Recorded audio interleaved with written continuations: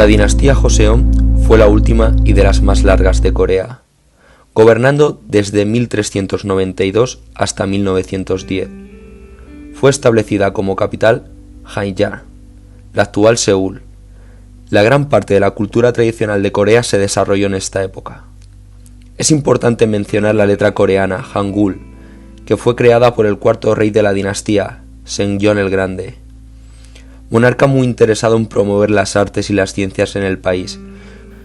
Corea se vio influenciada por la filosofía china, por lo que adoptaron como ideología del Estado y de la sociedad el neoconfucianismo.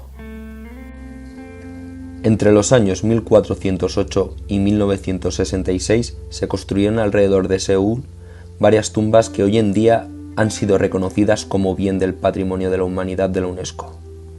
Se conocen como tumbas reales de la dinastía Joseon, y en ellas fueron enterrados monarcas de la misma, la cual reinó aproximadamente 500 años. Aunque las sepulturas reales fueron construidas en el siglo XV, la dinastía comenzó a reinar en el año 1392, cuando el general Yi Seong-Gye se hizo con el poder.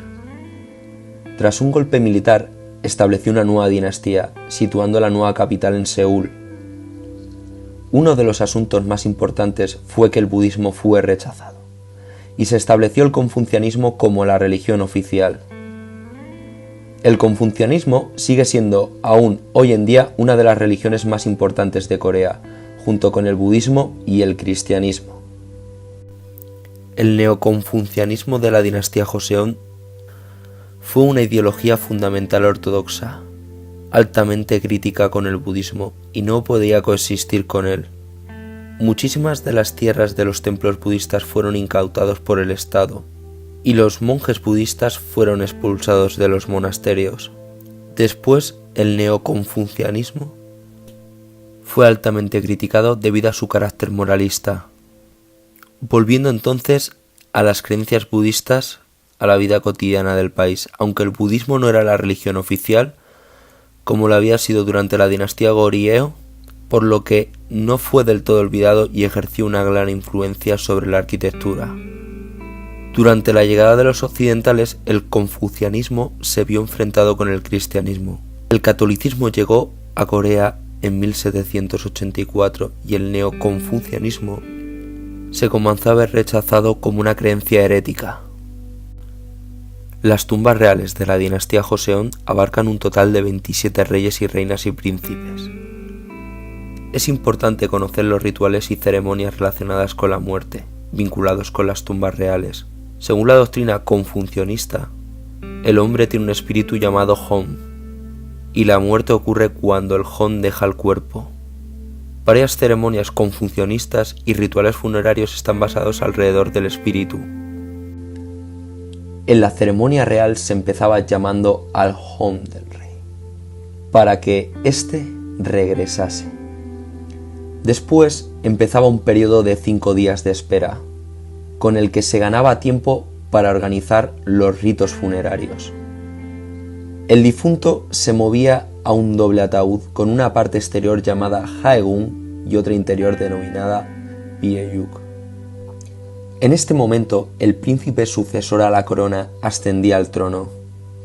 La preparación del difunto a la tumba real era un proceso largo que duraba unos 5 meses.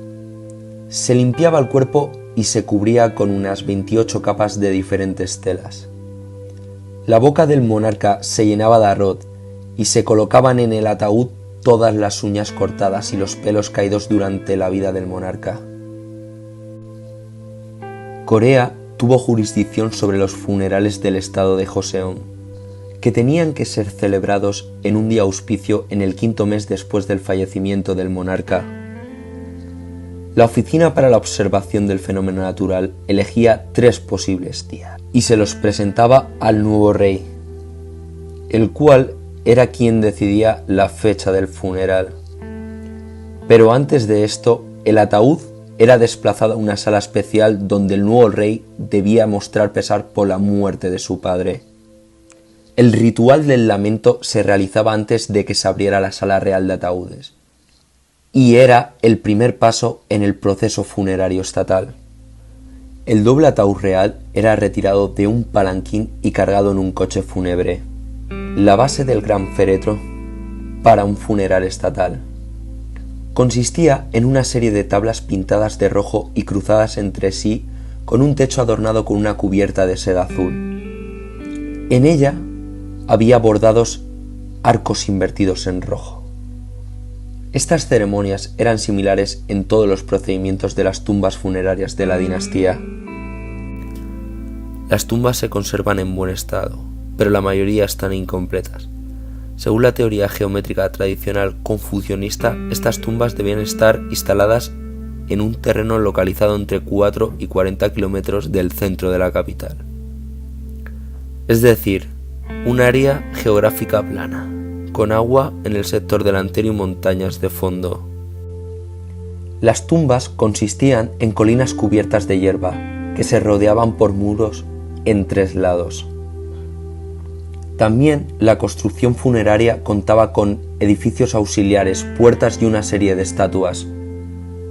Tradicionalmente tenía la función de venerar la memoria de los antepasados, rendir homenaje a sus proezas, afirmar la autoridad de la monarquía, amparar a los espíritus ancestrales contra el mal y ofrecer una protección contra el vandalismo.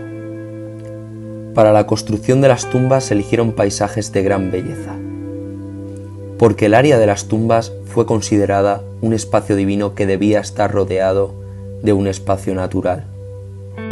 La zona funeraria propiamente dicha donde están las tumbas reales comprende una zona ceremonial, llamado Haeshil, y una zona de acceso. Junto con los montículos funerarios, una serie de edificios ayudantes forman parte integrante de la tumba. El santuario de madera en forma de T, el cobertizo de la estela, la cocina real, el edificio de los guardianes, la puerta con las puntas rojas, llamada Honsan-mun, y la casa del conservador de la tumba.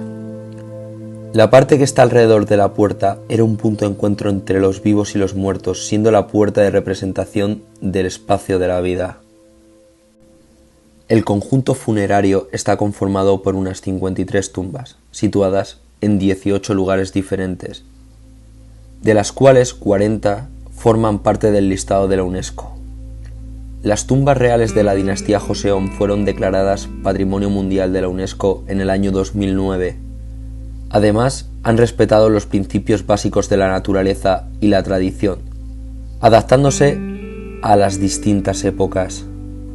Se valoran las características peculiares de la construcción, la arquitectura paisajística y las tradiciones folclóricas y confucionistas que representan las tumbas, por lo que tienen un valor patrimonial que merece ser preservado.